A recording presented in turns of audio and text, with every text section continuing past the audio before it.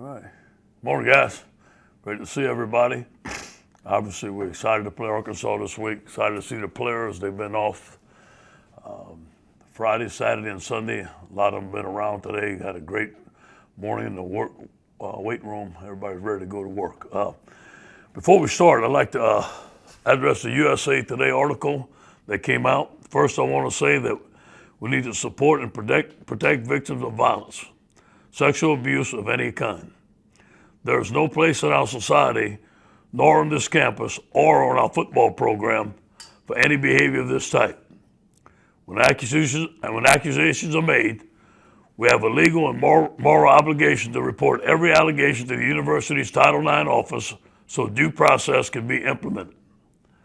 I have in the past and will continue to take appropriate action and comply with reporting protocols. I have confidence today that the university is working to address our policies and processes when allegations arise. That is all I'm going to say at this time. I just wanted to address that before we have any questions. Obviously, I think that Coach Sam Pittman has done a tremendous job with this football team. His coaching staff ought to be commended. They're a completely different football team. They're a darn good football team. They play with great fundamentals. They play with energy, and this is going to be a big challenge for us to go on the road and to beat Arkansas at home. Hey, Coach Garland Gill, Fox 8 New Orleans. Can you give me any kind of number update on your roster? Are you confident that you're going to have enough guys to play in Fayetteville this weekend? You know, we feel like we should get most of our quarantine guys back either today or tomorrow. So we feel like the room's going to be full today for the first time. We're actually going to have 2 quarterbacks practice. Hey, good afternoon. Can you kind of walk us through how you plan on handling quarterback this week? Say it again now. Could you walk us through how you plan on handling the quarterbacks? Yeah, you know, TJ has taken the first team reps. Max hasn't practiced for a week now. We're going to let him get back. And we're going to see who's the best guy available. Right now, it's probably going to be TJ unless Max come on and have a great game, a great week. And but we're probably going to play both of them in the game. You said most of the players will come back today. Are there any others over the course of the week that are taking a little longer, and kind of roughly how many? You know, as of now, we plan on getting most of our guys back by tomorrow. And then I'll bet to report later on during the week. Obviously, this thing is very fluid. It can change every day, but I think by tomorrow we should have most of our guys back. Hey, Coach, obviously another part of this is once you get these guys back, just kind of seeing where they are conditioning-wise. I mean, what do you think? What are you guys thinking in terms of easing these guys back into practice? Yeah, well, we're going to have to ease them back in. You know, first of all, they've been working out on their own. They were in good shape when they stopped, so they haven't been out that long. Hopefully the workouts kept them up to pace so they can come and practice. I think they're going to be fine. But, you know, we got to limit their reps in the game. You know, we'll see if some guys need extra conditioning, give them extra conditioning, whatever it may be. Hey, Ed, you talked about, TJ Finley there. You've seen 2 games from him thus far. It's been a while since I've actually played, but what kind of things do you want to see from him in practice moving forward and heading into this target? Boy, we got to take care of the football. We got to take care of the football. We got to make smart decisions, which he did the first game. The second game, he didn't. And we had 3 turnovers. You can't go on the road and turn over the football. But it's not all on him. It's on the play calling, keep it simple for him. It's on the other players surrounding, playing better. It's about the offensive line protection. It's about everybody. Coach, before the season, when you said that most of you guys had COVID and you kind of felt pretty good going on to the rest of the season, did that make you or your program kind of lax because you thought the worst was over? No, not at all. Not at all, Glenn. No. And I'll say, last week, most of our guys that weren't able to play was because of quarantine.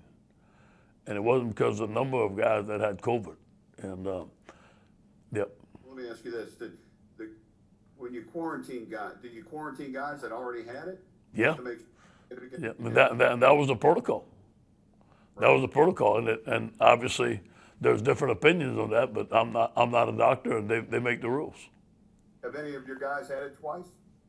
I can't speak for that. Right. Gotcha. Hey, and obviously, it was just kind of where the season's at right now. How do you balance maybe, one to give young guys chances, one to let them have time, but also obviously wanting to win games? Yeah, it's always about winning the game. And we got a lot of young guys playing, so it kind of works out both. But I'm not going to take out an older guy just to play a younger guy to give him reps. This is about win the game, give our guys the best chance to win.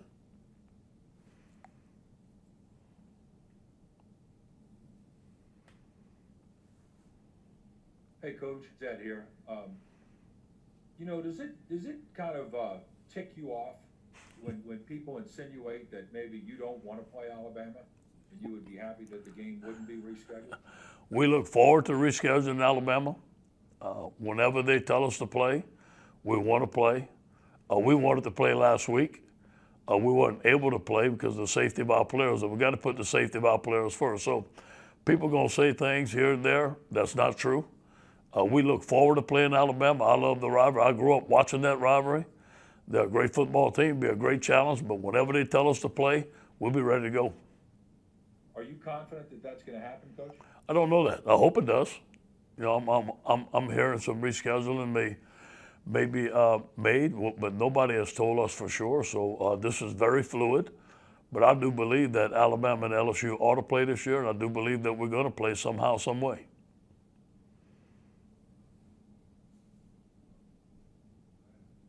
And if I could ask two Arkansas questions. One, have you noticed a difference with Felipe Franks from? Yeah. Matt, you got cut out there. Go ahead. You got me? Yeah, go ahead. Yeah. Sorry about that. I was asking, I don't know if you heard the question, if you've noticed a difference in Felipe Franks from his time in Florida, his time at Arkansas. And two, I had a chance to talk to Sam Pittman over the summer, and he said he met up with you at a coaches convention. Actually, thanked you.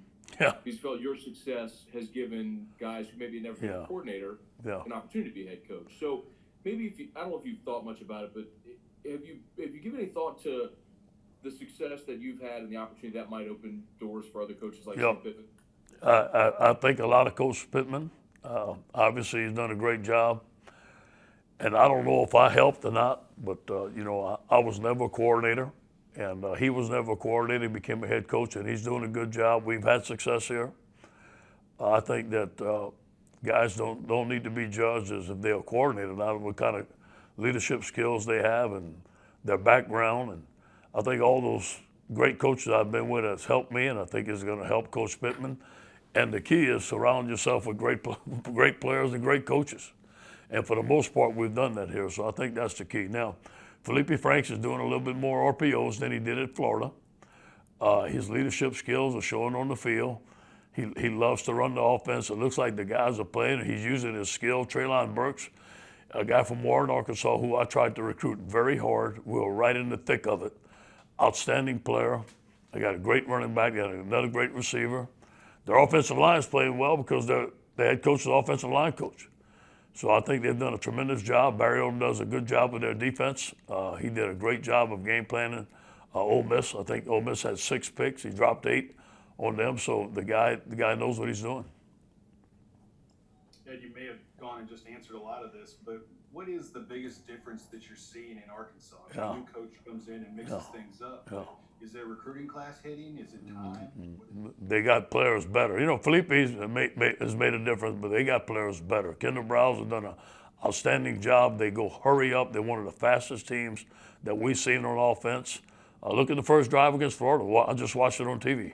Tremendous job. Tremendous job of calling plays. Tremendous job of beating the deep ball. They're putting their athletes in space, let them make plays. I think Barry Odom, for the most part, has done a tremendous job on defense. You can see his schemes. You can see the fundamentals. I just think and I talked to Coach Pittman this morning. Hey, you know what? Those guys are having faith in their coaching staff. They're getting loved, and they feel like they can be a good team. Give them credit. And a slightly different question. Zach Von Rosenberg, obviously he's now the oldest player in college football at 30 years old. He says that everyone gives him a kind of a hard time about that around the facility, and you included. When you sort of rip him on it, what kind of things do you say to him? Oh, when's your Social Security check coming in, stuff like that, I love him. I love Zach. And, Zach's a team leader. You know, like I said, he played second team quarterback last week. Did a tremendous job. Beat our defense a little bit, which worries me. But you know, he done a tremendous job for him. And I know you've heard, you know, just rumblings about whether Alabama will be played again and when it would.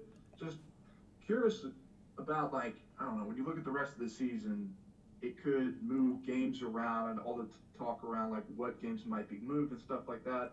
I remember last week y'all said you were preparing for Arkansas and then flipped back to Alabama and then get back to Arkansas for a little bit. Whenever you would, I mean, how much would it affect if the Alabama game would replace others and then flip one later in the season? How would y'all manage that in game planning? I know y'all have a lot of preparation already, but I'm curious how y'all. Right. Well, for the most part, we're prepared for them, and so whenever they tell us to play, I think that we have a week to prepare.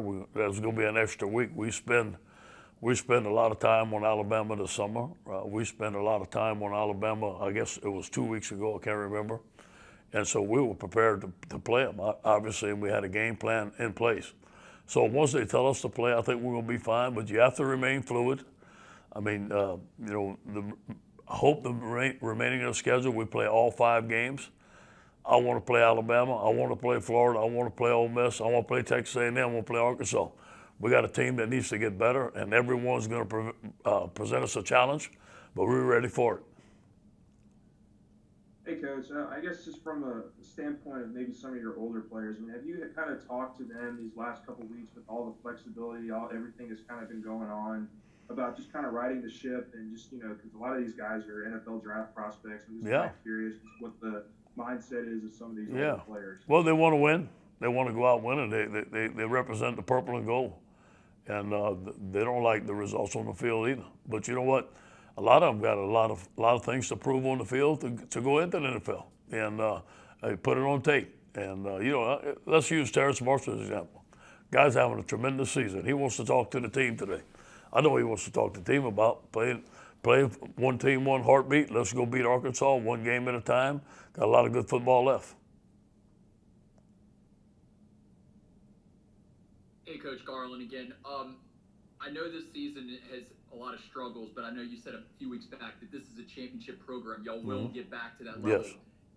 What freshmen are on this team that you feel are going to be the leaders that get this team back to good? Who are those outspoken guys, the Joe Burrows of the world, Patrick Willis? Who are those guys that on this team that are going to be the guys that lead y'all in 2021 and 2022? You got to look at TJ and Max. I mean, those guys work every day. You come here, Garland, during the summer, they're working there all the time. They're leaders. They lead by example. They're great character young men. You know, Eric Gilbert, look at him at tight end, the things that he can do. Keyshawn Butte, the things that he can do. We haven't even seen Cavontre Bradford play yesterday. I think is going to be an excellent football player. We have 3 good young offensive linemen that I think that are going to be excellent football players. And on defense, you look at Elias Ricks, I don't know where he's at, but at one time he was leading the country. And then we got Jacqueline Roy, you got Jacobin Guillory, you have B.J. Ujulari, Philip Webb. Those guys have not even played yet or panned out. Josh White. I mean, those guys got a lot of football in front of them. Do you notice that they're stepping up vocally also? Because I know some guys just kind of want to focus on their game. Yeah. Are they any of those guys, locker room guys, that are going to stand up and kind of face the noise? You know, the guy I've seen stand up so far is TJ and Max. I mean, those guys stand up. TJ got his team fired up the first game, and Max was fired up to go. Our players believe in both of those young men. I got 2 questions, so I'm going to kind of stay on the line here. I just finished your book, and I couldn't help but think of the similarities between what you wrote about, you know, Troy and Dark Clouds and kind of building, and this year, kind of what Garland just spoke about. Do you see that as the coach of this team? No question. I know we're going to build a championship team. I know it's coming. But you know what? You have to go through some adversity, man. Iron sharpens iron. You got to develop some grit. You got to develop some toughness, and you just can't go roll your helmet out there. And we can't. We got to coach better, and we got to pay attention to the details. And it all starts with me. I got to get this program better. But I do know this: that we're building character, we're building something special, and those guys who stay, and those guys that come with us. We have a great recruiting class coming. It's fixing to get better. We're gonna put some great athletes on the field, and I know that we can put them in the best position to make plays and be a great team. And my other question was more immediate about the offensive line. Clearly, that has been, I think, the biggest problem right now. Have you been able to make any strides with what you have on the roster, or is that more of a long-term project? Yeah, we're looking at maybe Dare Rosenthal being reinstated. I don't know yet. That's not definite yet. I think that would help us. I should know something more today or tomorrow. If he can be reinstated to the team, I think that would help us. Coach, do you feel like a lot of the things addressed in the USA Today article happened or were culturally set in before you even got here as an assistant? I'm not going to comment on that, Glenn. I'm just going to let it go what I said and keep it at that. But hey, I want to let you know your question is important. It is important. And are there some things that Alabama and Arkansas both do that by practicing for both it doesn't matter? Run the stretch, run the counter, the RPOs, play action pass, go deep. There's some things that are similar, yeah. And Arkansas does play a 4-3 defense. Alabama plays some 4-3, some nickel, some 3-4, so very similar.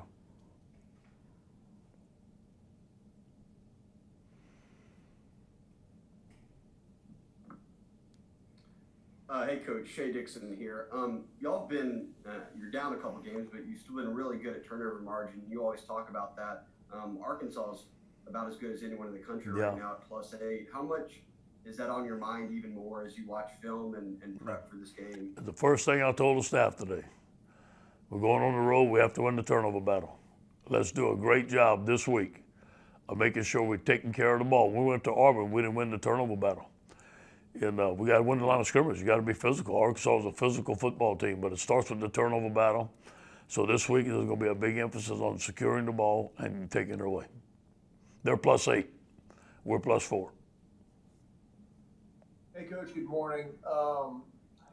Coach, I guess it's going to be 3 weeks since you played a game, right? By the time you finally get out there this weekend, you've been sitting on that Auburn game for a while, and I know it's probably not the kind of game you want to be sitting on. How anxious are you to get back out there? And what about tackling? When you haven't tackled live in a game in so long?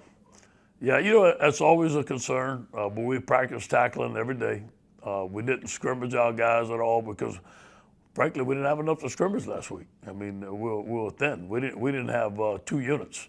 So I wasn't going to go out there and tackle and scrimmage and get anybody else hurt. So that's the reason.